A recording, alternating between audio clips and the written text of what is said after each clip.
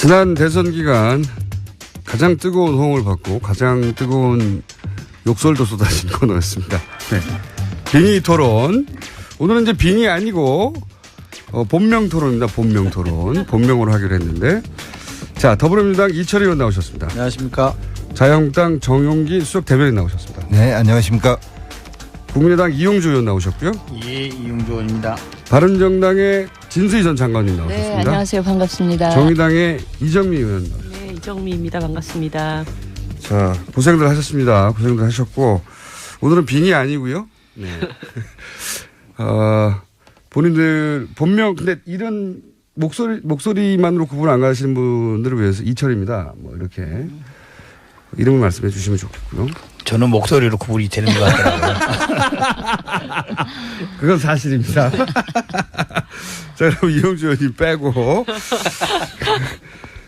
자, 오늘은 이제 지난 시간은 상대 당과 상대 후보를 공격하는 일만 했는데 이번에는 이제 우리 당의 우리 당은 이런 지점에서 부족했다거나 이렇게 하면 너무 재미없잖아요. 그래서 우선 상대당이 진짜 잘한다. 야, 저거 정말 대응을 잘한다. 전략을 잘 세웠다. 정말 감탄했던 순간이 혹시 있는지. 얼굴을 쳐다보면 아무도 없는 이철희 의원님 1번부터 하시죠. 네, 어려운 거는. 예, 이철입니다. 예. 지금 계속 그 생각을 해보고 있는데. 예. 저희가 결정적으로 이렇게 아슬아슬하다, 위태위태하다 이런 시점이 뭐 한 번 정도 있긴 했습니다만 상대 후보가 참 잘한다 이런 거는 어떤 계기라기보다는 전체적으로 TV 토론이나 이런 걸 보면 잘한다는 느낌을 받았던 분은 심상정 후보하고 유승민 후보 TV 토론 볼 때는 상대 후보가 잘한다. 참 잘한다 이런 생각을 많이 했죠. 네. 그 문재인 당시 후보에 대해서는 너무 못한다 이런 생각을 하셨어요? 아니 저는 잘했다고 생각해요. 잘했다고 생각하는데 저 정도로 잘했으면 좋겠다. 그렇죠. 우리 문재인 후보는 이렇게 뭐랄까 달변은 아니잖아요. 네. 달변도 아니고 또 상황에 따라 이렇게 능수능란하게 이렇게 대응하는 스타일이 아니었기 때문에 보는 저희들 같은 입장에서는 좀 조마조마한 게 있긴 했습니다만 저는 TV 토론 때마다 굉장히 잘했고 마지막 토론에는 좀 부족하긴 했습니다만 근데 유승민 후보나 심상정 후보는 어떤 주제가 나와도 뭐 그냥 술술술술 이렇게 또 존재감을 드러내면서 토론하는 게 좋았죠. 네. 부러웠다 같아. 네. 네, 이정미입니다. 네. 저는 이제 가는 게 있으면 오는 게 있는 걸로. 그럼요. 저는 문재인 캠프가 참 많이 부러웠는데요. 어떻게 보면은 그 후보를 돋보이게 할 수 있는 여러 가지 장치들을 굉장히 잘 만들어냈다는 거. 그러니까 제가 특히나 했던 것 중에 하나가 문재인 1번가 이거는 거의 뭐 정말 너무너무 멋진 아이템이었다는 생각이 들고 진짜 우리가 좀 더 많은 이렇게 물량을 좀 투입해서 우리도 저런 걸 좀 만들어 봤으면 그래서 약간 짝퉁 비슷한 걸 하나 만들긴 했었어요. 사람들이 재밌다고도 그러더라고요. 뭐 만드셨어요 그때? 네, 그래서 심상정이 2번가? 아니요 관상집이에요. 그래가지고 그 점집에서 클릭하면은 이제 정책들이 하나씩 나오는 그런 걸 하나를 만들어서 관상집의 컨셉으로. 예, 나름 뭐 그것도 괜찮다는 평은 많이 들었지만 아무튼 그렇게 이제 후보를 돋보이게 만들 수 있는 여러 가지 장치들 이런 것들을 참 잘 구현했다 이런 생각이 들고 후보는 부럽지 않고 이제 캠프만 부럽고. 아니, 후보는 대통령이 되셨기 때문에 제가 이제 뭐라고 더 다르게 얘기를 해야 되고 그다음에 제가 또 하나 굉장히 다른 후보 중에 놀랐던 분은 안철수 후보님. 네. 그러니까 막판에 이제 지지율이 쭉쭉쭉 빠지고 있었잖아요. 네. 그쯤 되면 약간 사람이 이렇게 좌절하거나 이렇게 무릎이 확 꺾일 만한 그 타이밍에 갑자기 뚜벅이 유세를 하면서 최종적으로까지 아무튼 최선을 다하는 모습을 보여줬던 거. 이 점은 제가 굉장히 높게 사는 대목 중에 하나. 기가 죽을 만한데 안 죽었다. 네. 네. 기가 안 죽으신 게 5일 만에 다시 대선 출마 선언을 하셨어요. 5년 후. 근데 제가 볼 때는 그 뚜벅이 유세를 통해서 약간 떨어지던 지지율을 살짝 만회했던 그런 맞아요. 효과는 네. 있었던 것 같아요. 예. 이번은 하신 말씀이 없어요? 예. 뭐 이제 뭐 우리 일본은 네. 그렇지 않습니까? 아, 참 정용기입니다. 일본은 이제 야당에서 여당이 된 입장이고 다른 세 분은 원래 야당이 있었잖아요. 근데 이제 저희는 여당 그 전에 이미 탄핵되죠. 됐지만 어찌됐건 여당에서 야당으로 이렇게 급전직하한 적이라 뭐 참 뭐 패장 유구무원이라고 하는데 그래도 말씀을 이렇게 물어보시니까 저게 되면 이제 일본 진영에서 지금 진영의 그런 저기로 몰고 갔어요. 처음부터 끝까지. 그래서 탄핵 정국 뭐 정권 교체 그 연계해서 이게 쭉 갖고 결과적으로 그렇게 먹힌 거 아니겠습니까? 그래서 그런 식으로 처음부터 끝까지 캐치프레이즈 내지는 기조를 정하고 끌고 간 게 문재인 후보라고 한다면 그런 면에서 안목이 분명히 있었던 거였다. 근데 저는 제일 부러웠던 게 뭐랄까 어떤 정권 교체에 대한 간절함이랄까요? 그 진영 구성원들의 그러니까 정치는 물론이려니와 일반 지지자들까지도 그 간절함이 저희보다 앞섰다라는 걸 느꼈어요. 이제 그게 언제 느끼셨어요? 뭐 이제 뭐 여러 가지로 아니 그렇죠. 그럼 문자 폭탄 사실 또 지난 주말에 저한테 문자 폭탄 엄청나게 오던데. 대선 끝난 다음에요? 예. 여기 나와서 그래요, 여기. 아니요 그거 아니고 아니에요? 법안 발의 때문인 것 같던데. 네. 아무튼 어쨌거나 그런 문자 폭탄에서 느껴지지만 이런 거죠. 그러니까 굉장히 조심하는 거죠. 이거 판 깨지면 안 된다 하는 그런 조심하는 게 다 마음이 모아지는 걸 느낄 수가 있었고 대표적인 게 이런 거예요. 가령 이런 방송에 출연하는 것도 그렇고 네. 후보 주변에 카메라를 딱 잡으면 네.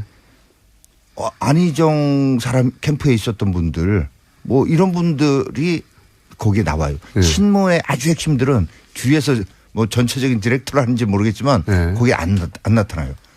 그에 반해서 저희는 글쎄요. 뭐 마지막까지도 이제 친박 징계 해제 문제가 저게 됐고 뭐 또 이런 사태까지 이르게 됐었는데도 불구하고 당내 경선에도 후보로 나가고 어떤 분은 또 나가서 대선 후보로도 나오고 정은진 후보요. 네. 뭐 특정 제가 이름은 고명하지 않겠습니다. 나가서 대선 후보 한 사람밖에 없어요. 아무튼 등등의 그리고 후보 주변에 이렇게 잡히는 분들 보면 강성 뭐 친박은 아니었는지 몰라도 뭐 그런 분들 많이 친박했던 분들이 많이 참 적극적인 역할을 하세요. 그런 걸 보면서 성공하기 위해서는 정권을 저희 같은 경우는 어떻게 보면 지키기 위해서는 잡기 위해서는 이렇게 빠질 부분 빠져주고 이제 조심하고 내가 이럴 때는 이런 것들이 뭐냐면 간절함이 내지는 권력의식이 더 그만큼 강했다고 할 수도 있고 그런 게 전체 진영 차원에서 느껴질 때 참 부럽더라. 네. 제가 받아서 할게요. 네. 진수희입니다. 네. 장관님 인기 예. 요즘 굉장히 올라가신 거 아십니까? 저희 청취자. 그래요? 감사합니다. 저분 누구냐고 하다가 계속 나와달라고. 예. 예. 계속 부르시면 나오겠습니다. 처음에 첫 시간 하고 다시 안 나온다고 하시더니. 우선 문재인 대통령 당선 축하드리고요. 근데 죄송하지만 우리 홍준표 후보 한번 제가 디스 한번 하고 시작을 해야 될 것 같아요. 칭찬 시간이라니까. 아니 근데 칭찬하자고 하는데 이용기 비위가 안 풀리셨어요. 정영기 의원님은 제가 칭찬해드릴게요. 네.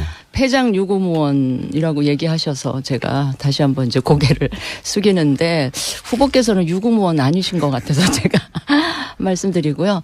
전체적으로 문재인 후보 캠프 부러운 게 저 굉장히 많았어요.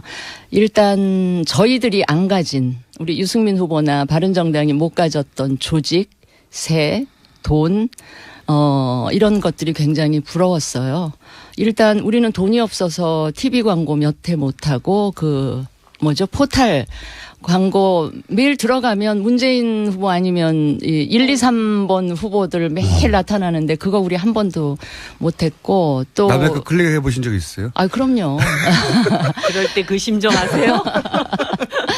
유세할 때, 대규모 군중 모인 자리에서 그 후보를 더욱 빛나게 하는 그 그림들 이런 거 굉장히 부러웠고요. 특히 마지막에 끝나고 나서 여러 가지 분석들이 나오는데 저는 선거 마이크로 전략지도 그 왜 각 동 단위까지 쫙 그 전략 지도가 나오더라고요. 그 등급별로 해가지고 거기서부터 그 선거 전략이 만들어지고 각 지역별로 차등화 해가지고 와 굉장히 과학적이면서 굉장히 첨단 기법을 활용한 이런 선거 운동을 했구나 싶어서 제가 굉장히 감탄을 했고 우리 다음 선거에 우리도 한번 이런 거 해보면 좋겠다 이런 생각을 했고요. 기본적으로는 제가 보기에 문재인 후보 캠프는 후보보다 캠프에 계신 분들이 훨씬 저는 훌륭했다는 생각이 들고요. 비슷해. 저희 쪽은 참모들에 비해서 후보가 굉장히 월등했었다. 그래서 후보 개인기로 결국은 선거를 다 치르다시피 했다. 이런 말씀을 드리고요. 심상정 후보는 저는 그 메시지 전략이 아주 좋았다. 네. 그래서 이렇게 선거 한 3주 기간 동안에 그 군데군데 아주 적절한 메시지 전법을 구사를 했고 특히 막판에 1타 3표 네. 그건 굉장히 이렇게 유권자들한테 각인이 됐고요. 이 1번 후보께서 또 1번 당이 그 사표 방지 심리 막 자극하면서 좀 막 끌어올려 그럴 때 꿋꿋하게 굴하지 않고 1타 3표 메시지로 대응하시는 거 보면서 역시 대단하다 이런 생각. 5명이 했습니다. 네. 했고요. 2번 당 홍준표 후보는 아까 말씀드렸던 대로 조직세, 물량 이런 거 굉장히 부러울 수밖에 없었고요. 안철수 후보 역시 캠페인 굉장히 잘하셨고요. 마지막에 우리 이정미 의원 그 이야기하신 대로 평가하신 대로. 지지율 빠지면 굉장히 좀 다운될 만도 한데 그거를 뚜벅이 유세 방식으로 또 커버하면서 가시는 거 보고 다시 한번 평가하게 됐다 하는 말씀을 드립니다. 예. 전반적으로 너무 분위기가 좋네요. 저희 방송 컨셉이 안 맞는데. 자, 이용주 의원입니다. 네, 삿대질도 하고 해야 되는데. 맞아, 그런 말이 나오고. 칭찬을 삿대질과 함께 하면 안 되나요? 그렇게 하겠습니다. 먼저 저희 문재인 후보였죠. 이제 문재인 대통령 당선 진심으로 축하드립니다. 제가 이제 선거 끝난 이유가 아니라 선거 당시에도 야 정말 저기 잘한다, 괜찮다. 우리 당이 저동당에 우리가 대통령 되겠다고 생각했던 것들이 몇 가지가 있어요. 우리 일반 당에 대해서는 첫째로 인해 전술, 막대한 인력들, 조직들. 유세 현장뿐만 아니라 SNS 상에서도 수많은 인해 전술들이 가능했다. 그다음에 아까 문재인 1번가로 대표되는 SNS라든지 보여주는 거 이런 부분도 충분히 잘했다. 또 하나 이제 저는 사실 이 부분에 대해서는 디스 겸해서 말씀드리는 건데요. 이거예요. 어떤 부분을 어떻게 집중해서 공략해야 될지를 명확히 알고 공략을 했다. 이런 겁니다. 호남에 대해서 이제 잘 먹힐 저는 사실 그게 안 먹힐 줄 알았어요. MB 아바토이라는 게 안 먹힐 줄 알았어요. MB 아바토는 이게 뭐지? 이게 실체가 있는가? 그래서 그게 호남에 먹힐지 몰랐는데 제가 돌아보니까 자꾸 그거를 와서 돌아다니면 말을 하고 다닌다 하더라고요. 그래서 야 그게 먹히겠나 했는데 결국 먹혔다는 거예요. 나중에 노인들이라든지 고연령층 사람들이 많이 돌아서는 이유가 그걸 하나 한 걸 보고 야 정말로 딱 핀셋으로 잘 잡아서 공략했구나라는 거 하나. 그다음에 이제 후보 본인이 얘기해서 먹힌 거 아니에요? 그거 아닙니다.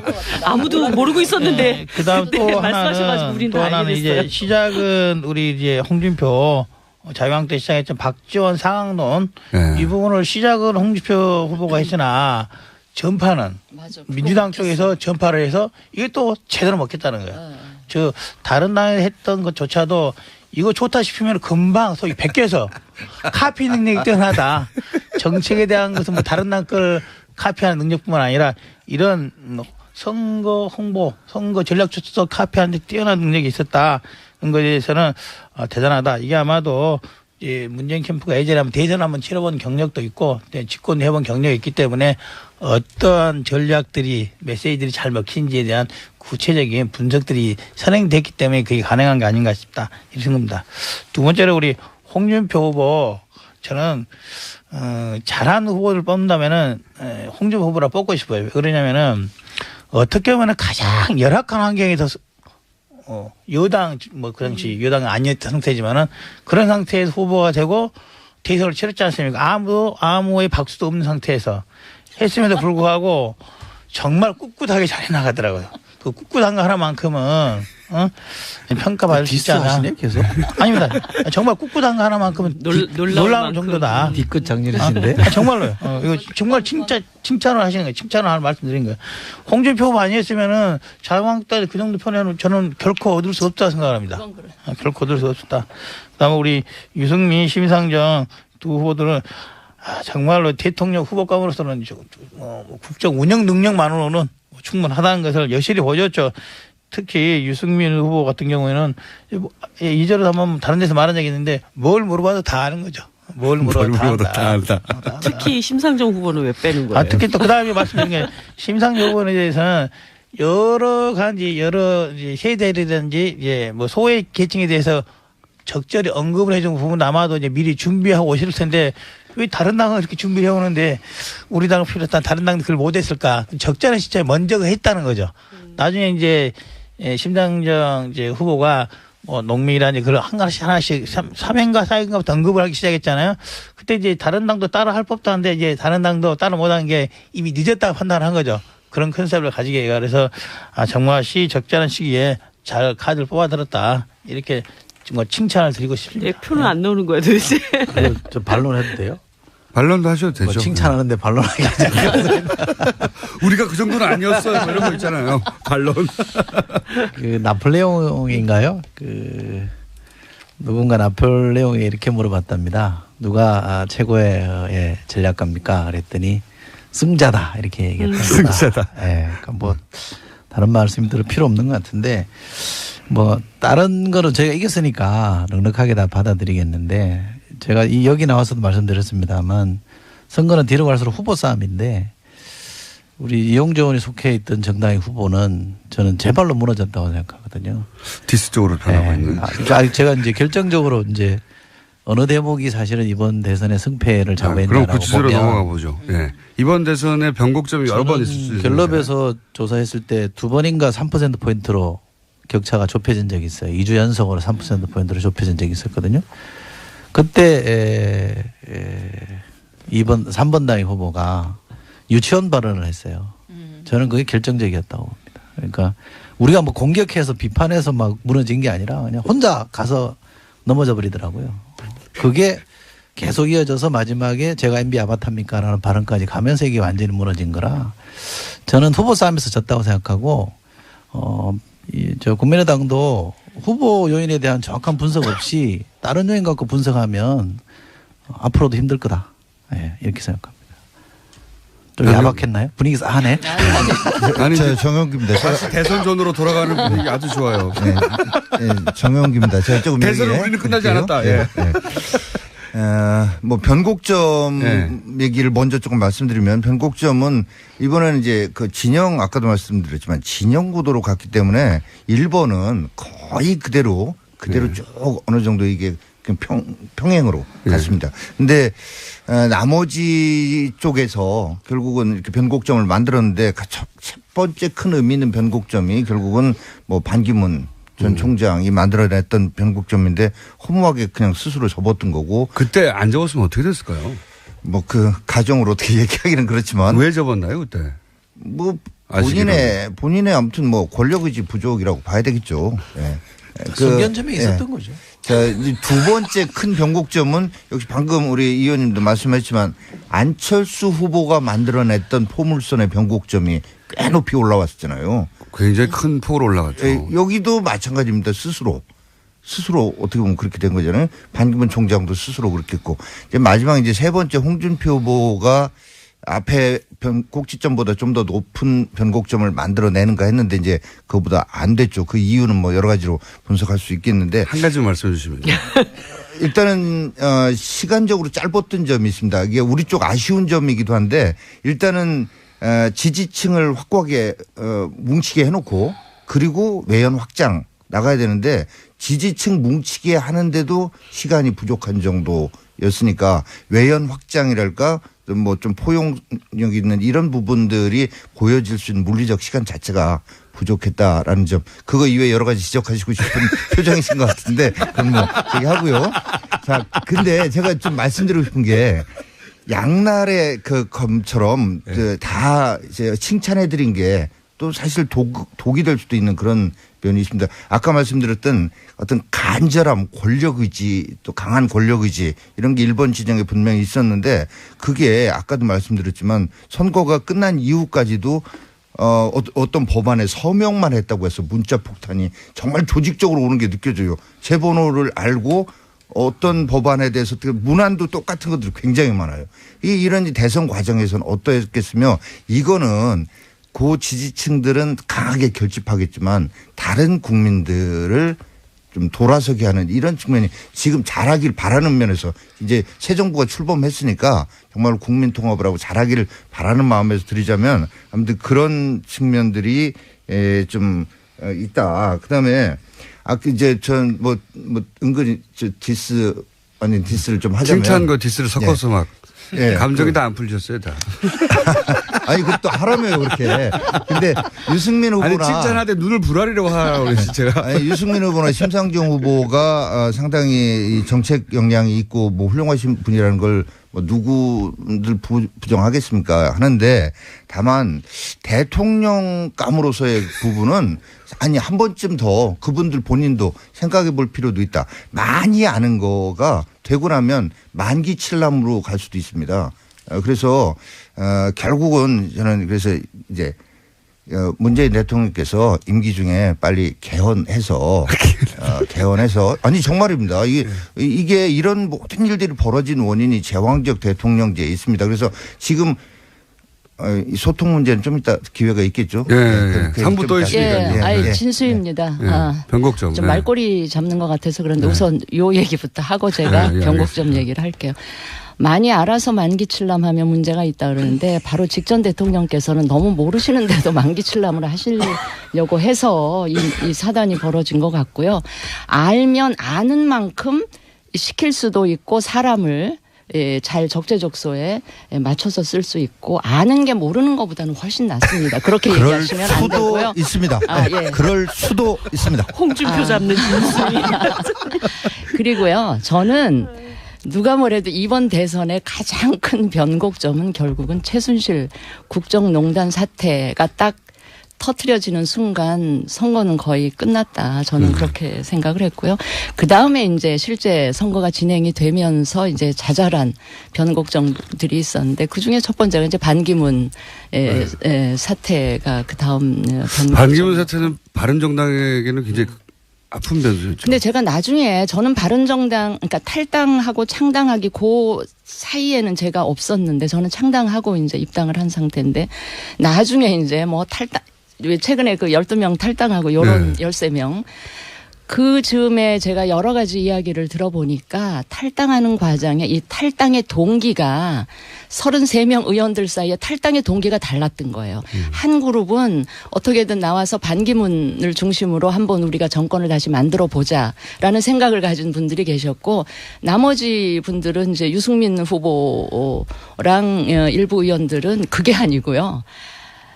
개혁 보수를 좀 개혁을 해보겠다. 끝까지 새누리당에 남아서 해보고 싶었는데 도저히 안 되겠다. 나와서 할 수밖에 없다라는 생각을 가지고 나온 이분들이 이제 어울려 있다 보니까 나중에 이제 탈당하는 사태까지 벌어졌는데. 그러면 돌아가신 분들은 소위 반기문 옹립파였나요?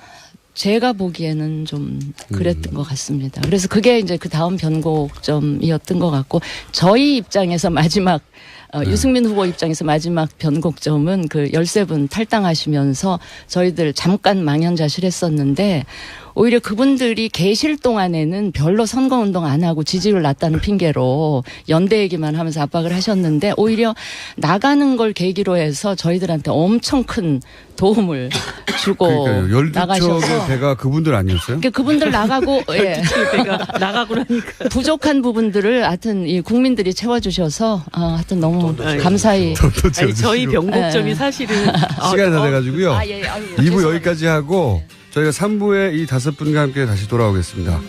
김호준입니다. 3부에서 뵙겠습니다. 자, 오자 토론 이어갑니다.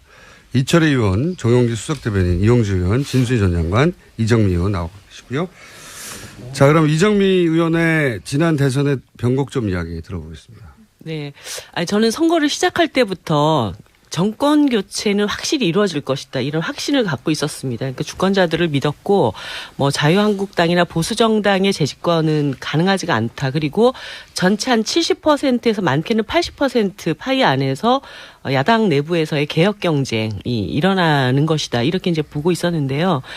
그 중에 이제 안철수 후보와 이제 문재인 후보가 굉장히 유력한 그 정권 교체 적임자로서의 경쟁이 딱 시작이 되자마자 안철수 후보가 1위 후보가 되기 위한 여러 가지 작전들을 펼치는데 이제 가장 큰 미스는 결국은 굉장히 강력한 개혁성을 보여주고 있는 문재인 후보와 달리 자기는 그럼 좀 더 이렇게 넓은 세력들을 좀 포괄하고 끌어안는 그런 모습을 보이면서 약간 이렇게 이쪽도 저쪽도 아닌 그래서 이번에 그 개혁 정부를 끌어나갈 적임자로서 안철수 후보에게는 좀 자격이 빠지는 거 아니냐 이런 평가들이 좀 진행이 되면서 뭐 대세가 형성이 됐다 이렇게 생각이 들고요.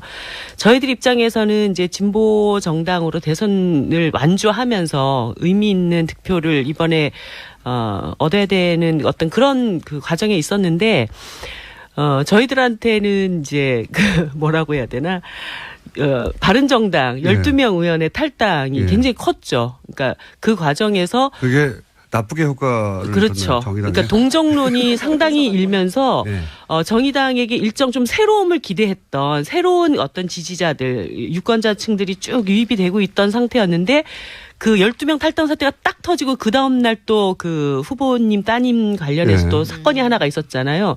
그리고 나서 바로 그 사전투표가 이루어졌죠. 예. 네. 그러면서 약간 지지율이 딱 주춤하기 시작을 하더라고요. 그러면서 이제 유승민 후보 쪽으로 쭉쭉쭉 빠지는 게 뭐 쭉쭉쭉 해봐야 2, 3%긴 하지만 저희들로서는 그게 굉장히 그 큰 지지율이었기 때문에 그런 이제 그 양상이 나타나면서 야 큰일 났다. 저희들 그 당시에는 굉장히 그것 때문에 위기를 많이 느꼈어요. 근데 그때 왜 심상정 아니면 유승민을 선택하라는 캠페인을 아니 하셨어요? 이 얘기가 굉장히 이상하게 SNS에서 떠돌아가서 저희들 뭐 일일이 그거를 다 대응을 하기도 너무 힘들 정도로 일부 지지자들께서 이 문제 제기를 굉장히 많이 하셨는데 이제 구세아라 유승민은 지난번 TV 토론에서 국민들이 다 보셨기 때문에 어떤 맥락이신지를 알 것이고 그리고 나서 어떤 한 그 TV 토론이 있었던 과정에서 저희 김종대 의원님이 그 자리에 참석을 했고 각 당 후보들에게 자기 후보가 아니면은 어떤 후보를 지지하겠냐 이런 질문들이 있었어요. 그래서 민주당에서 나오신 분도 뭐 우리가 아니면 누구 이렇게 이제 각자가 다 얘기를 하는 과정이었고 저희 김종대 의원은 보수 지지층이라면 홍준표 후보보다는 유승민 후보를 찍는 게 낫다. 이렇게 얘기를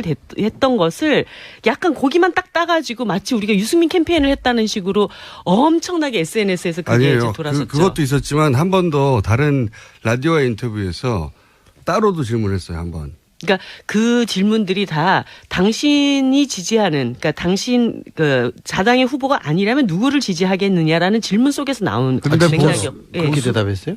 섭섭하네. 아니 보수 후보층이라면 홍준표가 아니라 유승민이다. 보수 후보층이 심상정 후보를 지지할 리가 없잖아. 아니 그러니까 그 질문이 빈정상하네 오늘. 자 그러면 이용주 의원님 3번. 예.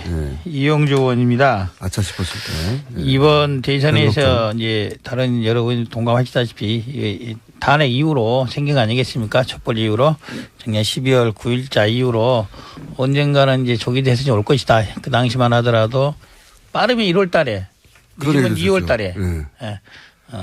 그런데 이제 결국에는 이제 5월 9일 하게 된 거죠. 결국 이제 12월 달에 대선은 조기 대선이 있을 거로는 12월 달에 결정된 걸 봤는데 그 당시만 하더라도 이제, 정권 교체, 즉 여당, 기존에 이제 새누리당에서는 정권 교체가 어려울 것이다. 그래서 남아있는 선택지가 더불어민주당과 우리 국민의당의 후보적이 되지 않을까라고 하는 게 많은 관심사였고 저희 국민의당에서도 안철수 후보 정도로면은 이번 선거 한번 치러서 볼 수 있지 않냐라고 생각했던 것도 사실입니다. 이번 선거에 있어서 가장 큰 변곡점은 결정적인 거죠. 2월 16일에 있었던 사건, 2월 16일. 올해 2월 16일 무슨 일이 있었냐. 홍준표 지사가 무죄 판결을 받았어요. 12월 말이나 1월 초, 1월 말, 2월 초까지 전혀 대선 후보로 거론되지 않았던 사람이죠. 예. 이제 그렇게 무죄 판결을 받으면서 그때 또 그런 언급을 했어요. 대선 출마 어떻게 말을 하긴 했었는데 그때만 해도 설명 이게 무죄 판결 날 거라고 전혀 예상치 않았던 거고. 근데 이제 다른 그 당시만 하더라도 이제 자유한국당에 있던 다른 후보들과 달리 홍준표 후보는 좀 다른 성격이 있었죠. 어떤 성격이냐면은 박근혜 대통령으로부터 좀 거리가 어떻게 반박적인 거죠. 반대편에 서 있던 사람이고 또 이 정부 들어서서 경남 도지사를 하고 있으면서 현 정부에 가담하지 않아서 참여하지 않아서 현 정부 실정으로부터 조금 더 한 발 또 좀 멀어져 있는 그런 상태가 있었던 거죠. 그리고 또 경남지사라는 일정한 지역적 연구가 있어서 기본적인 지지율을 이제 확보할 수 있는 그런 상태가 있어서 새누리당 자유한국당에서는 찾아볼 수 없었던 후보군이 2월 16일 날 처음으로 등장한 겁니다. 그래서 이후에 이제 그 당시만 하더라도 사실 지지율이 8% 9% 이 정도 있어서 저희도 국민의당 생각으로서는 홍준표 후보하고 이제 유승민 다른 이제 보수정당 후보들 다 묶어서 15% 선으로 묶을 수도 있겠다. 그러면은 선거를 해볼 수도 있다라고 생각했던 게 사실입니다. 그런데 이제 홍준표 후보가 어마어마한 선전을 한 거죠. 뿐만 아니라 이번에 아마도 지역주의가 많이 이제 개선됐다고 했는데 선거 결과로 보면 절대 지역주의 개선되지 않았습니다. 개선되지 않았고 그 부분은 추후에 이제 볼 수 있는 여지가 있습니다. 그래서 가장 큰 병목점은 이제 홍준표 후보가 직접적으로 대선에 출마하게 된 계기가 마련됐다.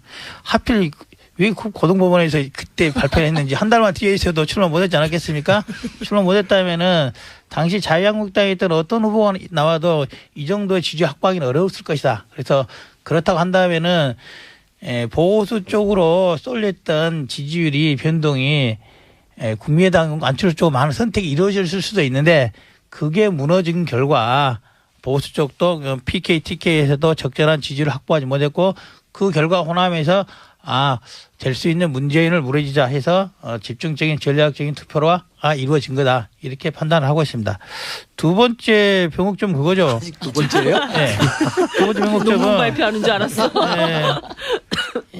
저희들 정책 발표의 첫 번째 순위가 아마 유치원 정책이었을 겁니다. 유아 정책. 그 당시에도 말했었죠. 이게 결국에는 우리 실수, 아까 말한 안철수의 실수했다는 안철수의 실수가 아니라 언론이 실수했는데 그걸 잘 활용한 게 민주당에서 적절히 잘 지적한 거죠. 당시만 하더라도 논쟁은 이거 같지 않습니까? 병설 유치원과 단설 유치원 문제였는데 그것이 돌고 돌아서 나중에 문제가 뭐가 되냐. 사립 유치원 하는 사람들 앞에 모아놓고 하는 이야기가 적절하냐서 어깨의 이익을 대비하는 게 아니냐는 쪽으로 이제 몰고 가게 돼서 소위 정책 발표라는 일인데 조심스러워 그 뒤로는 하기 굉장히 어려웠던 상태에 있는 거고. 변곡점이 너무 깁니다. 네. 세 번째는 가장 결정적인 거죠. 변곡 라인이야. 찍어야 되는데 완만한 능선을 지나가는 느낌이야. 세 번째는 결국 이제 TV 토론에서 참패를 한 거란 거죠. 참패. 이론의 여지 없는 참패. 그만큼 그 부분은 이제 후보가 준비가 덜 돼 있었고 다른 것을 토론을 뒷받침할 참모들이 제대로 보필을 못했다. 이렇게 결론 낼 수밖에 없습니다. 가장 큰 변곡점은 안 도와주셨는데 홍준표의 대선 출마가 가능하게 됐던 무죄 판결이었다고 생각을 합니다. 그러면 우리 후보, 우리 캠프 입장에서 아차 싶었던 때가 바로 말씀하시니까 토론회 때였어요? 아닙니다. 저거 보기에는 그거보다는 유치원 발언 때도 컸다고 봐요. 왜 그러냐면은 제일 처음에 왔을 때 이거 간단히 실수한 건데 우리가 실수한 게 아니라 언론이 오버리 했던 건데 이게 그렇게 크게 굴러갈지 전혀 그 당시에는 몰랐어요. 근데 이틀 3일쯤 지나고 나니까 전혀 다른 모양새로 공격의 포인트 바뀌어 공격했어요. 아니 그거는 직접 안철수 후보의 워딩이 방송에 나갔잖아요. 그러니까 언론이 오버한 게 아니고 본인이 실수한 거예요. 아니 그게 전혀 아니고 본인은 제대로 말했는데 제대로 말 안 했어요. 워딩을 다시 보시면 아신다니까. 그 결론을 그려놨어요. 언론이 오버한 걸로 결론이 났던 거고 그 이후에 내 주제의 전선은 병설 단선이 아니라 나중에 돌고 돌아서 왜 사립 유치원의 업계 이익을 대변하냐 이걸로 다시 돌아간 거예요. 아니에요. 민주당이 정확히 공격 포인트를 잡아가지고. 그 당시에 참 이긴 단설 사람이 야박하게 할 수도 유치원에 없고. 대해서는 분명하게 입장이 있으셨고 그 후에 이거를 자꾸 이제 방어를 하다 보니까 말이 꼬이고 이런 과정들이 너무 오래 지속됐다는 저는 느낌을 받았거든요. 패배하신 진수입니다. 패배하신 분에 대해서 너무 길게 얘기하는 것도 맞아요. 예의가 아닌 것 같아요. 자당의 후보가 혹은 자당 캠프가 아차 싶었던 순간 제가 먼저 그냥 네. 그 예. 얼른 숙제하듯이 예, 하고 빨리. 넘어갈게요. 예. 정용기입니다. 두 가지인데 두 가지가 거의 같은 시기에 일어났어요. 하나는 정치적으로 아까도 얘기 나왔지만 12분의 의원이 저희 쪽으로 넘어왔습니다. 그때 아차 싶었어요. 받아들였는데 예. 왜 오지 마? 아니 왜 아차냐면 예. 오시는 것 자체도 이 바로 선거가 임박했는데 이게 역효과가 예전에 정몽준 사태 예. 뭐 이런 걸 보는 듯한 이것도 있었지만 기시감이 또 하나는 친박 의원들 징계 해제가 같이 그때 친박 의원들이 들고 나오니까 야 이거 조금이 아니라 상당히 내부적으로도. 파장이 아니, 저 혼자 생각했습니다. 그리고 이제 또 하나 이제 후보 개인적인 측면에서 그 무렵에 바로 장인에 대한 어떤 표현의 문제가 예. 같이 나왔습니다. 그래서 그게 실버 크로스를 이루고 막 골든 크로스를 향해 가던 중에 그 추동력을 급격하게 떨어뜨린 게 정치적인 거 그다음에 개인적인 거 두 가지가 같은 시기에 일어난 부분인데 그때 참 저는 정말 혼자서 예. 야 이거 오셨어요?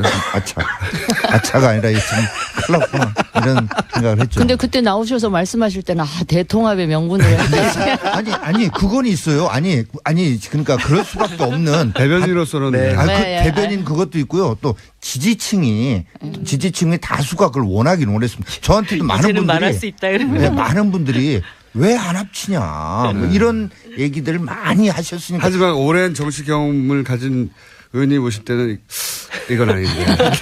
아차, 속으로. 역효과가 항상 있는데 역효과가 더 클 수도 있다 뭐 이런. 네. 예. 아차 싶으시군요. 이어서 제가 말씀드릴게요. 네. 진수희입니다. 당이 아차 싶었던 순간하고 후보가 좀 네. 아차 싶었던 순간을 좀 구분해서 말씀을 드리면 일단 당의 경우는 그 탈당에서 나오자마자 창당하기 전까지 그 사이에 개혁신당 이름으로 여론조사하고 했을 때는 지지율이 더 높았죠. 구새누리당보다 높았어요. 네. 근데 그 무렵에 선거 연령 인하하고 공수처 설치에 대해서 당이 입장을 머뭇거렸죠. 번복하는, 네. 머뭇거리고 번복하는 바람에 그때 기대가 한번 이제 꺾였고. 실망으로 네. 변하면서 지지율이 그때 꺾였는데 그 이후로 지지율 회복이 참 그리고 힘들더라고요. 그때 단일화 발언이 예, 그랬고 이제 네. 후보가 아차 싶었던 부분이 바로 대선 레이스 시작하자마자 우리 후보가 보수 단일화론을 들고 나왔을 때 캠프 내부에서 좀 아찔했어. 네, 확 꺾였죠. 확. 예. 네. 그랬는데 이제 그 부분은 나중에 TV 토론을 통해서 상당 부분 많이 만회를 했다. 저는 그렇게 평가를 합니다. 예. 단일화. 예, 이철입니다. 제가 이 방송 나와서 실버 크로스라는 단어를 썼는데 많이 쓰이대요. 네. 자랑이십니까? 보람을 느끼. 예리했습니다. 네, 저는 저희가 유승민 후보에게 TV 토론하면서 그 공공부문 일자리 81만 개 가지고 정책본부장이라고 얘기하라는 거는 실언이었어요. 네, 그래서 그 다음 토론회 때 쿨하게 사과한 거는 뭐 해서 마무리가 잘 됐습니다만 그때는 깜짝 놀랐었죠. 저도. 악수가 아닌데 속된 말로 C급했습니다. 소진 어쩌 C급. 네. 그거 말고는 크게 보면 전략적으로 제가 약간 내부에서도 약간 혼선이 있었던 거는 안철수 후보에 대해서 안철수 후보는 정권교체가 아니다.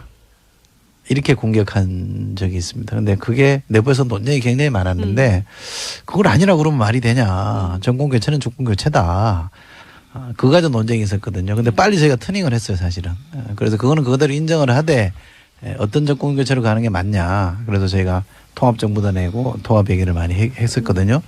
그 논쟁이 만약에 잘 정리되지 않았더라면 저희도 상당히 좀 혼선이 있었을 텐데 내부에서 조금 논쟁을 하다가 빨리 정리를 해준 게 저는 잘했다고 생각합니다.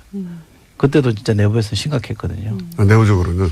적폐 얘기를 너무 많이 강조하기 시작하면서 상대 후보들이 적폐 세력이라고 하니까 그게 유권자도 포함되는 거 아니냐. 어떻게 유권자를 이렇게 나누느냐, 분열을 시키냐 이런 공격을 들어왔기 때문에 그 고비 국면을 어떻게 넘기느냐가 굉장히 중요했었는데 저로서는 정리를 잘해서 이렇게 적폐에서 통합당으로 넘어간 게 저는 굉장히 잘한 선택이었다고 봅니다. 이정미입니다. 너무 적극적으로 동의해 주시니까.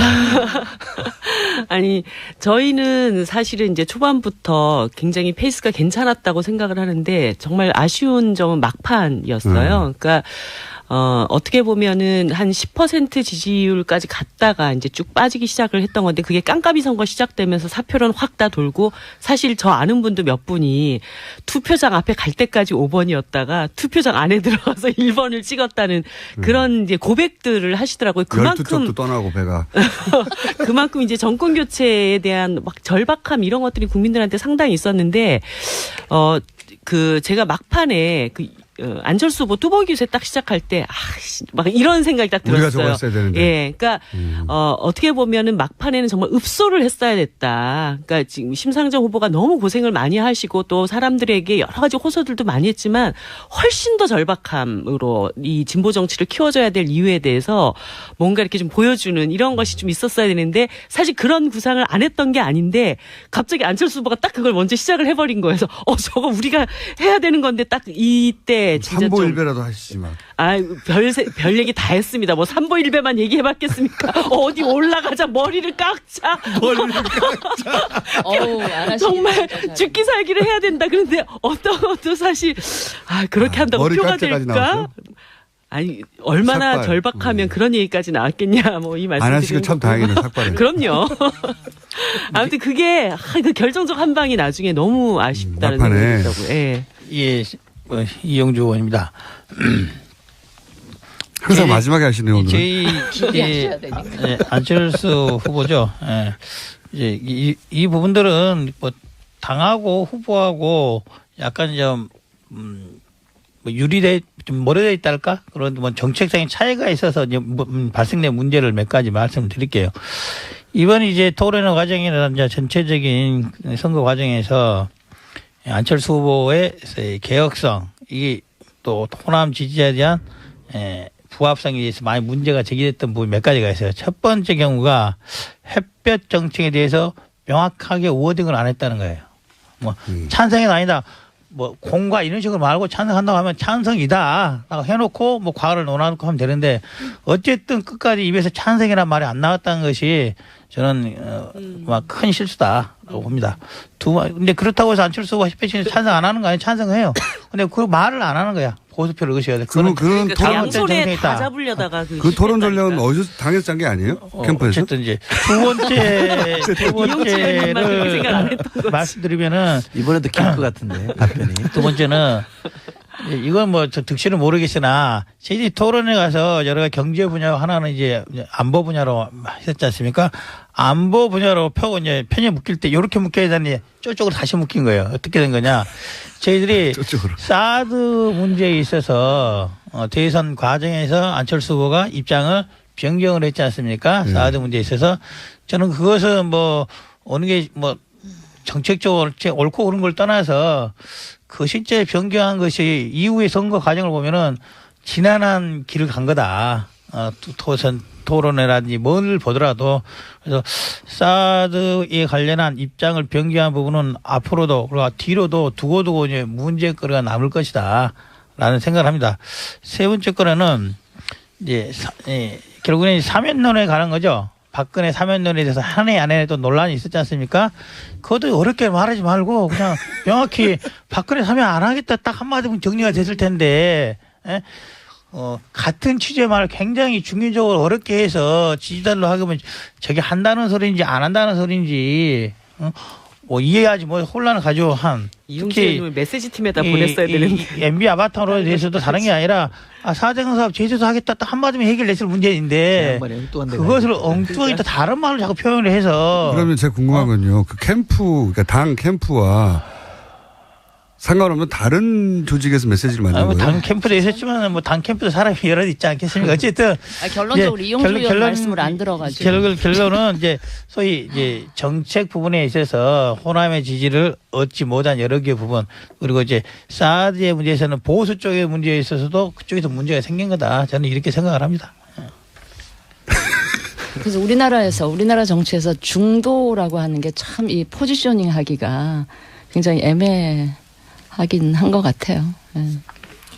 이번에 그리고 일본한테 저희가 도움을 드린 게 힘내라 심상정, 굳세어라 심상정 잘한다. 저도 그렇고. 그 얘기할 때마다 정말 짜증나서 죽는 줄 알았어요, 정말. 일본을 쫙 몰렸어요. 저희 원래 도와주시려고 그런 거였어요? 에이, 설마. 그러니까. 설마 홍준표 후보 얘기 듣고 그렇게 옮겼겠어요. 뜻대로 안 돼요, 그죠? 그러니까 인생사가. 민주당에서 표를 빼서 정의당으로 가라고 멘트 쳤는데. 저희 이번 입장에서는 진짜로 정의당과 심상정 후보가 정말 파이팅하고 좋은 결과가 나오기를 제발 그러지 말아주세요. 진심으로 바랐는데 이 진정성이 통하지 않았습니다. 근데 제가 보기에 심상정 후보가 굳세어라 유승민 그거는 좀 효과가 있었다고 봐요. 네. 우리가 조금 플러스가 그렇죠. 됐다고 보는데 여기 마이너스 거기 플러스. 네. 2번 캠프에서 뭐 굳세어라 힘내라 심상정 했다 그래서 결과적으로는 아니, 저는 진짜 그때마다 정말 그게 어떤 결과를 낳을지를 알기 때문에 짜증이 너무 나는 거예요. 네, 근데 그 일본을 결과에 영향을 별로 안 줬을 것 같아요. 자, 그러면 간단하게 시간이 거의 다 돼가지고 앞으로 정계 개편이라고까지 좀 거창하고 각 당에 큰 변화가 있을 게 있나요? 간단하게 앞으로 우리 당은 예를 들어서 제가 이런 질문을 드리는 이유 중에 하나가 바른당과 국민의당이 합쳐진다는 얘기가 하도 많이 나와가지고 그럴 일 없습니다. 이용주 의원입니다. 명확합니다. 제가 먼저 이야기하려고 그랬는데 바른정당 절대 안 합니다. 절대 안 합니까? 예. 근데 원내대표님들끼리는 왜 그러시는 그러니까요. 거예요? 글쎄 그래서 원내대표는 왜 개인 입장을 그렇게 얘기하는지 당의 다수는 그런 생각 안 하고 그 있어요. 원내대표들은 곧 떠나가려고 원내대표들이. 근데 정영기입니다. 근데 지금 아무튼 정계에 어떤 변화가 있다면 첫 번째 시발점이 바른정당일 거다라고 하는 거에는 대체적으로 인식이 같은 것 같습니다. 어떻게 해요? 아니 지금 당장에 지금 국민의당 얘기도 나오고 있고요. 네. 방금 이용주 의원 말씀하셨듯이 교섭단체 20석에 딱 걸려 있기도 하고요. 자유한국당에서 또 땡깁니까 바른정당은? 아니 그게 아니라 보수 지지층 이번 대선 내 보수의 패배는 결국은 보수 분열입니다. 그래서 이거는 그런 내가 측면에서 반론이 있어. 보수의 어떤 단합 이런 거를 바라는 네. 지지층들의 욕구가 있습니다. 바른정당을 흡수한다는 얘기죠. 아니. 근데 그게 아니라 내부적으로 요인이 있다. 그래서 아까도 말씀하셨는데 그러니까 반기문을 일종의 구세주처럼 반기문을 후보로 만들려고 하는 그런 분들이 있었는데 아직도 그중에 대장이신 분은 바른정당 안에 계세요. 김무성 의원요? 아까부터 전 특정인 이름은 직접 말씀 안 드립니다. 알아요. 네, 그래서 그런 것들이 어찌 됐건 그런 것들이 내부에서의 원심력으로 작동할 수 있는 그런 소지가. 김무성 의원과 얘기 중입니까? 아니요 전혀 그런 거 없고. 예리했습니다. 아니 0.1초 걸렸어. 아니요 나올 때까지. 아니 진짜 다만 아닌데 제가 네. 거기까지 아니 하시네. 모르시는 처음부터 거야. 아니 반기문을 저기로 하려는 쪽과 유승민 후보를 후보로 만들려고 하는 아까 진수 의원님 말씀하신 그런 파가 쫙 나눠져 있었군요. 아니 다 가셨어요. 그분들은 가셨고요. 그러니까 대장이 아직 남아계시는 건 맞잖아요. 아니 이제 김무성 대표는 이제 생각도 많이 바뀌셨고 이제 그런 생각 안 하시고 제가 반론이 있는데 아까 왜 보수 분열 얘기하셨는데 이번 대선 패배가 보수 분열 때문에 그랬다는 건 천만의 말씀입니다. 이번에 선거가 이제 진 싸우시네. 거는 보수가 박근혜 정부 실정이 첫째 이유입니다. 아니 그럼요. 그 얘기를 하셔야죠. 보수 분열은 아니고요. 보수가 개혁하지 않았기 때문이고 그 국정농단 사태 초래한 강성 친박 구새누리당 전적으로 이번 패배의 책임이 있다. 저는 그 말씀 분명하게 드려야 될 것 같고 드려야 될 것 같고 바른정당은 이미 한번 그 아픔을 겪었기 때문에 딱 20명이지만 그 20명 중에 한 분도 그 위험 부담을 감수하고 저는 그걸 깼다라는 책임을 질 만큼 감수할 만큼 그런 분은 한 분도 안 계시다고 보고요. 오히려 국민의당이 지금 숫자는 많지만 호남 이번 대선 결과를 놓고 봤을 때 오히려 국민의당에 계신 호남 의원들이 이 민주당 쪽의 이 원심력에 의해서 굉장히 많이 흔들릴 서로 소지가 이제. 높다. 저는 그렇게 보고요. 국민의당 쪽이 오히려 지금 좀 더 위험한 상황인데 국민의당이 민주당 바른정당은 전혀 바른정당은 전혀. 예, 네. 그렇지 국민의당은 않습니다. 한번 어떻습니까? 두고 보세요. 예. 바른정당의 합당은 모르겠지만 제가 뭐 지난주부터 이제 대선 이후 끝난 그 다음 날부터 이제 어제까지 그제까지죠. 이제 낙선 인사를 쭉 다녔습니다. 이거 여러분들이 그 말씀 하시더라고요. 야, 이번에 1번 찍었는데 미안한데 다음에 찍을 테니까 걱정하지 마라. 이런 말씀 계속 하세요. 무슨 취지냐면은 위로 아니에요, 그냥? 호남에서는 전략적 투표 차원에서 7대3으로 찍었다라고 저는 평가를 합니다. 뿐만 아니라 이번에 만약에 이제 바른정당이 이 교섭단체가 무너지게 된다면은 그거는 자유한국당으로 의원이 가서가 아니라 민주당 쪽으로 가서 그럴 가능성이 높다. 바른정당에서 민주당으로요? 그렇죠. 그럴 가능성이 높다고 여러 가지 시나리오 나오네요. 아마 이제 보시면 아실 겁니다. 그럼 국민의당에서 민주당으로 하는 사람들 정치적 없어요? 상상력이 없을 것 대단해요. 같은데. 저희 그런 계획 없거든요. 서로 계획은 없는데 도대체 이런 말들은 어디서 나오는 거야? 혹시 정의당은 그런 정계개편과 관련된 얘기가 없죠? 내부적으로. 저희는 뭐 어쨌든 뭐 200만 표 이번에 이걸 기초로 단단히 진보 정당의 길을 잘 가려고 합니다. 그러죠? 예. 저희도요 220만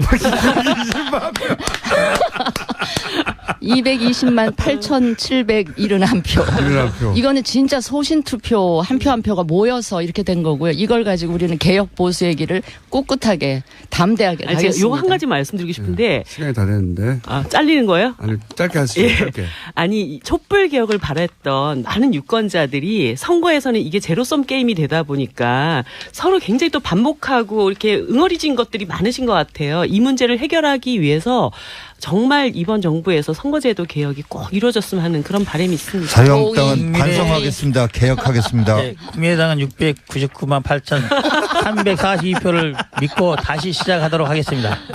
저희는 557만 표겠거든요. 차이로. 자, 여기까지 하고요. 저희가 이 오자 토론이 너무 아까워서 격주를 한번 마련해 볼까 하는데 바쁘실 텐데, 방송 나와서 반응을 좀 보고요. 없애든가, 아니면 격주로 다 살리든가 하겠습니다. 오늘 말씀 감사합니다. 더불어민주당의 이철희 의원, 자유한국당의 정영길 수석 대변인, 국민의당의 이용주 의원, 바른정당의 진순희 전 장관, 정의당 이정미 의원이었습니다. 감사합니다. 네, 고맙습니다. 감사합니다. 각 지역별로 차등화해가지고 굉장히 과학적이면서 굉장히 첨단 기법을 활용한 이런 선거 운동을 했구나 싶어서 제가 굉장히 감탄을 했고 우리 다음 선거에 우리도 한번 이런 거 해보면 좋겠다 이런 생각을 했고요. 기본적으로는 제가 보기에 문재인 후보 캠프는 후보보다 캠프에 계신 분들이 훨씬 저는 훌륭했다는 생각이 들고요. 비슷해. 저희 쪽은 참모들에 비해서 후보가 굉장히 월등했었다. 그래서 후보 개인기로 결국은 선거를 다 치르다시피 했다. 이런 말씀을 드리고요. 심상정 후보는 저는 그 메시지 전략이 아주 좋았다. 네. 그래서 이렇게 선거 한 3주 기간 동안에 그 군데군데 아주 적절한 메시지 전법을 구사를 했고 특히 막판에 1타 3표 네. 그런 굉장히 이렇게 유권자들한테 각인이 됐고요. 이 1번 후보께서 또 1번 당이 그 사표 방지 심리 막 자극하면서 좀 막 끌어올려 그럴 때 꿋꿋하게 굴하지 않고 1타 3표 메시지로 대응하시는 거 보면서 역시 대단하다 이런 생각. 5명이 했습니다. 네. 했고요. 2번 당 홍준표 후보는 아까 말씀드렸던 대로 조직세, 물량 이런 거 굉장히 부러울 수밖에 없었고요. 안철수 후보 역시 캠페인 굉장히 잘하셨고요. 마지막에 우리 이정미 의원 이야기하신 대로 평가하신 대로 지지율 빠지면 굉장히 좀 다운될 만도 한데 그거를 뚜벅이 유세 방식으로 또 커버하면서 가시는 거 보고 다시 한번 평가하게 됐다 하는 말씀을 드립니다. 예. 전반적으로 너무 분위기가 좋네요. 저희 방송 컨셉이 안 낯설다. 맞는데. 자, 이용주 의원입니다. 네, 삿대질도 하고 해야 되는데. 맞아 그런 말이 나오고. 칭찬을 삿대질과 함께 하면 안 되나요? 그렇게 하겠습니다. 먼저 저희 문재인 후보였죠. 이제 문재인 대통령 당선 진심으로 축하드립니다. 제가 이제 선거 끝난 이유가 아니라 선거 당시에도 정말 저기 잘한다. 괜찮다. 우리 당이 저 정도면 우리가 대통령 되겠다고 생각했던 것들이 몇 가지가 있어요. 우리 일반 당에 대해서는 첫째로 인해 전술, 막대한 인력들, 조직들, 뭐 유세 현장뿐만 아니라 SNS 상에서도 수많은 인해 전술들이 가능했다. 그다음에 아까 문재인 1번가로 대표되는 SNS라든지 보여주는 거 이런 부분도 충분히 잘했다. 또 하나 이제 저는 사실 이 부분에 대해서는 뭐 디스 겸해서 말씀드리는 건데요. 이거예요. 어떤 부분을 어떻게 집중해서 공략해야 될지를 명확히 알고 공략을 했다. 이런 겁니다. 호남에 대해서 이제 뭐 잘 먹힐 저는 사실 그게 안 먹힐 줄 알았어요. MB 아바토이라는 게 안 먹힐 줄 알았어요. MB 아바토는 이게 뭐지? 이게 실체가 있는가? 그래서 그게 호남에 먹힐 줄 몰랐는데 제가 돌아보니까 자꾸 그것을 와서 돌아다니면 말을 하고 다닌다 하더라고요. 그래서 야 그게 먹히겠나 했는데 결국 먹겠다는 거예요. 나중에 노인들이라든지 고연령층 사람들이 많이 돌아다니는 이유가 그걸 하나 한 걸 보고. 가령 이런 방송에 출연하는 것도 그렇고 후보 주변에 카메라를 딱 잡으면 안희정 사람 캠프에 있었던 분들 뭐 이런 분들이 거기에 나와요. 친모의 아주 핵심들은 뒤에서 뭐 전체적인 디렉터를 하는지 모르겠지만 거기에 안 나타나요.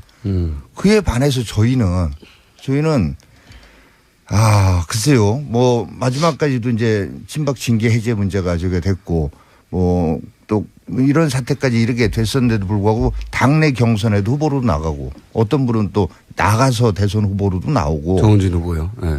뭐 특정인 제가 이름은 고명하지 않겠습니다. 나가서 대선 후보 한 사람밖에 없어요. 아무튼 등등의 그리고 후보 주변에 이렇게 잡히는 분들 보면 강성 뭐 친박은 아니었는지 몰라도 뭐 그런 분들 많이 친박이었던 분들이 많이 참 적극적인 역할을 하세요.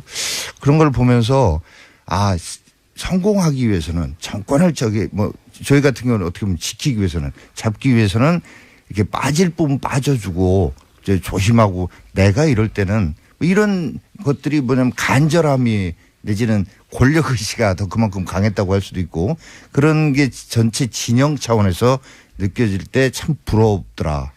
네. 제가 받아서 할게요. 진수희입니다. 네. 장관님 인기 요즘 굉장히 올라가신 거 아십니까? 저희 청취자. 그래요? 감사합니다. 저분 누구냐고 하다가 계속 나와달라고. 예. 계속 부르시면 나오겠습니다. 처음에는 첫 시간 하고 다시 안 나온다고 하시더니. 우선 문재인 대통령 당선 축하드리고요. 근데 죄송하지만 우리 홍준표 후보 한번 제가 디스 한번 하고 시작을 해야 될 것 같아요. 칭찬 시간이라니까. 아니 근데 저기 이용기 정영기 의원님은 제가 칭찬해드릴게요. 네. 폐장 유구무원이라고 얘기하셔서 제가 다시 한번 이제 고개를 숙이는데 후보께서는 유구무원 아니신 것 같아서 제가 말씀드리고요. 전체적으로 문재인 후보 캠프 부러운 게 저 굉장히 많았어요. 일단 저희들이 안 가진 우리 유승민 후보나 바른정당이 못 가졌던 조직, 세, 돈 이런 것들이 굉장히 부러웠어요. 일단 우리는 돈이 없어서 TV 광고 몇 회 못하고 포탈 광고 매일 들어가면 문재인 후보 아니면 1, 2, 3번 후보들 매일 나타나는데 그거 우리 한 번도 못했고 또 남의 거 클릭해 보신 적 있어요? 그럼요. 그럴 때 그 심정 아세요? 유세할 때 와 대규모 군중 모인 자리에서 그 후보를 더욱 빛나게 하는 그 그림들 이런 거 굉장히 부러웠고요. 특히 마지막에 끝나고 나서 여러 가지 분석들이 나오는데 저는 선거 마이크로 전략지도? 그 왜 각 동 단위까지 쫙 그 전략지도가 나오더라고요. 그 등급별로 해가지고 거기서부터 그 선거 전략이 만들어지고. 정말로 딱 핀셋으로 잘 잡아서 공략했구나라는 거 하나. 그다음에 이제 후보 본인이 얘기해서 먹힌 거 아니에요? 그거 아닙니다. 아무도 모르고 있었는데. 그다음 또 하나는 이제 시작은 우리 이제 홍준표 자유한국당 시작했던 박지원 상황론 이 부분을 시작은 홍준표 후보가 했으나 전파는 민주당 쪽에서 전파를 해서 이게 또 제대로 먹겠다는 거예요. 다른 당에 했던 것조차도 이거 좋다 싶으면 금방 소위 베껴서 카피 능력이 뛰어나다. 정책에 대한 것은 뭐 다른 당 걸 카피하는 능력뿐만 아니라 이런 선거 홍보, 선거 전략 추천 카피하는 데 뛰어난 능력이 있었다. 그런 것에 대해서는 대단하다. 이게 아마도 문재인 캠프가 예전에 한번 대선 한번 치러본 경력도 있고 집권해본 경력이 있기 때문에 어떤 전략들이 메시지들이 잘 먹힌지에 대한 구체적인 분석들이 선행됐기 때문에 그게 가능한 게 아닌가 싶다. 이런 생각입니다. 두 번째로 우리 홍준표 후보 저는 잘하는 후보를 뽑는다면은 홍준표 후보라 뽑고 싶어요. 왜 그러냐면은 어떻게 보면 가장 열악한 환경에서 여당 그 당시 여당은 아니었던 상태지만은 그런 상태에서 후보가 되고 대선을 치렀지 않습니까? 아무의 박수도 없는 상태에서 했음에도 불구하고 정말 꿋꿋하게 잘 해나가더라고요. 그 꿋꿋한 거 하나만큼은 평가받을 수 있지 않아. 계속? 아닙니다. 정말 꿋꿋한 거 하나만큼은 놀라울 정도다. 뒤끝 장렬이신데? 정말로요. 이거 정말 칭찬을 하시는 거예요. 칭찬을 하는 말씀드린 거예요. 홍준표 후보 아니었으면은 자유한국당이 그 정도 편에는 저는 결코 얻을 수 없다고 생각합니다. 결코 얻을 수 없다. 그다음에 우리 유승민, 심상정 두 후보들은 정말로 대통령 후보감으로서는 국정 운영 능력만으로는 충분하다는 것을 여실히 보여줬죠. 특히 유승민 후보 같은 경우에는 이전에 한번 다른 데서 말한 적이 있는데 뭘 물어봐도 다 아는 거죠. 뭘 물어봐도 다 안다. 특히 심상정 후보는 왜 빼는 거예요? 특히 또 그다음에 말씀드린 게 심상정 후보에 대해서는 여러 세대라든지 뭐 소외 계층에 대해서 적절히 언급을 해준 부분은 아마도 이제 미리 준비하고 오실 텐데 왜 다른 당은 이렇게 준비해 오는데 우리 당을 비롯한 다른 당은 그걸 못했을까? 적절한 시점에 먼저 했다는 거죠. 나중에 이제 심상정 후보가 뭐 농민이라든지 그걸 하나씩 3회인가 4회인가부터 언급을 하기 시작했잖아요. 그때 이제 다른 당도 따라 할 법도 한데 이제 다른 당도 따라 못한 게 이미 늦었다고 판단한 거죠. 그런 컨셉을 가지게 해요. 그래서 정말 적절한 시기에 잘 카드를 뽑아들었다. 이렇게 정말 칭찬을 드리고 싶습니다. 네, 표는 안 나오는 거야 도대체. 저 반론해도 돼요? 반론도 하셔도 되죠. 뭐 칭찬하는데 반론하기 우리가 그 정도는 아니었어요. 뭐 이런 거 있잖아요. 반론. 그 나폴레옹인가요? 누군가 나폴레옹이 이렇게 물어봤답니다. 누가 최고의 전략가입니까? 그랬더니 승자다 이렇게 얘기했답니다. 승자다. 그러니까 뭐 다른 말씀이 들을 필요 없는 것 같은데 뭐 다른 거는 저희가 이겼으니까 넉넉하게 다 받아들이겠는데 제가 여기 나와서도 말씀드렸습니다. 지난 대선 기간 가장 뜨거운 호응을 받고 가장 뜨거운 욕설도 쏟아진 코너였습니다. 네. 빙의 토론. 오늘은 이제 빙의 아니고 본명 토론입니다. 본명 토론. 본명으로 하기로 했는데 자 더불어민주당 이철희 의원 나오셨습니다. 안녕하십니까. 자유한국당 정용기 수석 대변인 나오셨습니다. 네, 안녕하십니까. 국민의당 이용주 의원 나오셨고요. 예, 이용주 의원입니다. 바른정당의 진수희 전 장관님 나오셨습니다. 네, 안녕하세요. 반갑습니다. 정의당의 이정미 의원 나오셨습니다. 네, 이정미입니다. 반갑습니다. 자, 고생들 하셨습니다. 고생들 하셨고 오늘은 빙의 아니고요. 네. 본인들 본명 근데 이런 목소리만으로 구분 안 가시는 분들을 위해서 이철입니다. 뭐 이렇게 이름을 말씀해 주시면 좋겠고요. 저는 목소리로 구분이 되는 것 같더라고요.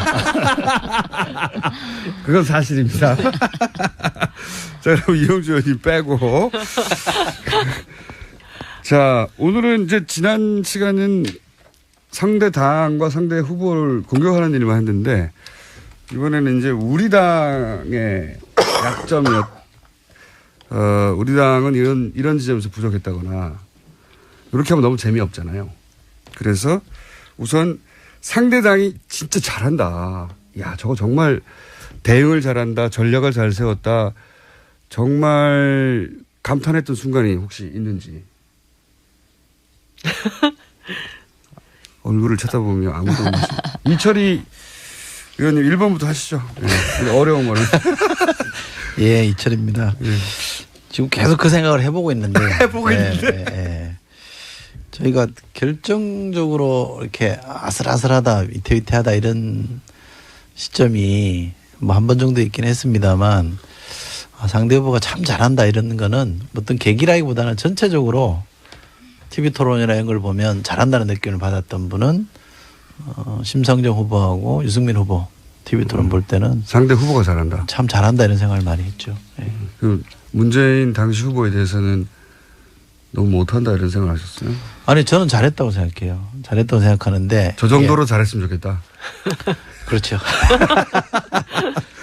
우리 문재인 후보는 이렇게 뭐랄까 달변은 아니잖아요. 네. 달변도 아니고 또 상황에 따라 이렇게 능수능란하게 이렇게 대응하는 스타일이 아니었기 때문에 보는 저희들 같은 입장에서는 좀 조마조마한 게 있긴 했습니다만 저는 TV 토론 때마다 굉장히 잘했고 마지막 토론에는 좀 부족하긴 했습니다만 근데 유승민 후보나 심상정 후보는 어떤 주제가 나와도 뭐 그냥 술술술술 이렇게 또 존재감을 드러내면서 토론하는 게 좋았죠.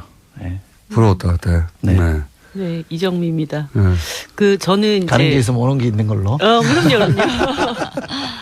저는 요 문재인 캠프가 참 많이 부러웠는데요. 어떻게 캠프가. 보면은 그 후보를 돋보이게 할 수 있는 여러 가지 장치들을 굉장히 잘 만들어냈다는 거. 그러니까 제가 특히나 했던 것 중에 하나가 문재인 1번가. 이거는 거의 뭐 정말 너무너무 멋진 아이템이었다는 생각이 들고 진짜 우리가 좀 더 많은 이렇게 물량을 좀 투입해서 우리도 저런 걸 좀 만들어 봤으면 그래서 약간 짝퉁 비슷한 걸 하나 만들긴 했었어요. 사람들이 재밌다고도 그러더라고요. 뭐 만드셨어요 그때? 네, 그래서 심상정이 2번가? 아니요 관상집이에요. 그래가지고 그 점집에서 클릭하면은 이제 정책들이 하나씩 나오는 그런 걸 하나를 만들어서 관상집의 컨셉으로. 예, 나름 뭐 그것도 괜찮다는 평은 많이 들었지만 아무튼 그렇게 이제 후보를 돋보이게 만들 수 있는 여러 가지 장치들 이런 것들을 참 잘 구현했다 이런 생각이 들고 후보는 부럽지 않고 이제 캠프만 부럽고. 아니, 그 후보는 얘기세요? 대통령이 되셨기 때문에 제가 이제 뭐라고 더 다르게 얘기를 해야 되고 그 다음에 제가 또 하나 굉장히 다른 후보 중에 놀랐던 분은 안철수 후보님. 네. 그러니까 막판에 이제 지지율이 쭉쭉쭉 빠지고 있었잖아요. 네. 그쯤 되면 약간 사람이 이렇게 좌절하거나 이렇게 무릎이 확 꺾일 만한 그 타이밍에 갑자기 뚜벅이 유세를 하면서 최종적으로까지 아무튼 최선을 다하는 모습을 보여줬던 거. 이 점은 제가 굉장히 높게 사는 대목 중에 하나. 기가 죽을 만한데 안 죽었다. 네. 네. 기가 안 죽으신 게 5일 만에 다시 대선 출마 선언을 하셨어요. 5년 후. 근데 대선 출마를. 제가 볼 때는 그 뚜벅이 유세를 통해서 약간 떨어지던 지지율을 살짝 만회했던 그런 맞아요. 효과는 네. 있었던 것 같아요. 예. 이번은 하실 말씀이 없어요? 예. 뭐 이제 뭐 우리 1번은 네. 그렇지 않습니까? 참 정용기입니다. 1번은 이제 야당에서 여당이 된 입장이고 다른 세 분은 원래 야당이 있었잖아요. 근데 이제 저희는 여당 그 전에 이미 탄핵되죠. 됐지만 어찌 됐건 여당에서 야당으로 이렇게 급전직하한 적이라 뭐 패장 유구무원이라고 하는데 그래도 말씀을 이렇게 물어보시니까 저게 되면 이제 1번 진영에서 지금 진영의 그런 저기로 몰고 갔어요. 처음부터 끝까지. 그래서 탄핵 정국 뭐 정권 교체 그거 연계해서 이게 쭉 갖고 결과적으로 그렇게 먹힌 거 아니겠습니까? 그래서 그런 식으로 처음부터 끝까지 캐치프레이즈 내지는 기조를 정하고 끌고 간 게 문재인 후보라고 한다면 그런 면에서 안목이 분명히 있었던 거였다. 근데 저는 제일 부러웠던 게 뭐랄까 어떤 정권 교체에 대한 간절함이랄까요? 그 진영 구성원들의 그러니까 정치는 물론이려니와 일반 지지자들까지도 그 간절함이 저희보다 앞섰다라는 걸 느꼈어요. 이제 그게 언제 느끼셨어요? 뭐 이제 뭐 여러 가지로 구도 아니 그렇죠. 그럼 문자 폭탄 아니 사실 또 지난 주말에 저한테 문자 폭탄 엄청나게 오던데. 대선 끝난 다음에요? 예. 여기 나와서 그래요. 여기. 아니요 그거 아니고 아니에요? 법안 발의 때문인 것 같던데. 네. 아무튼 어쨌거나 그런 문자 폭탄에서 느껴지지만 이런 거죠. 그러니까 굉장히 조심하는 거죠. 이거 판 깨지면 안 된다 하는 그런 조심하는 게 다 마음이 모아지는 걸 느낄 수가 있었고 대표적인 게 이런 거예요.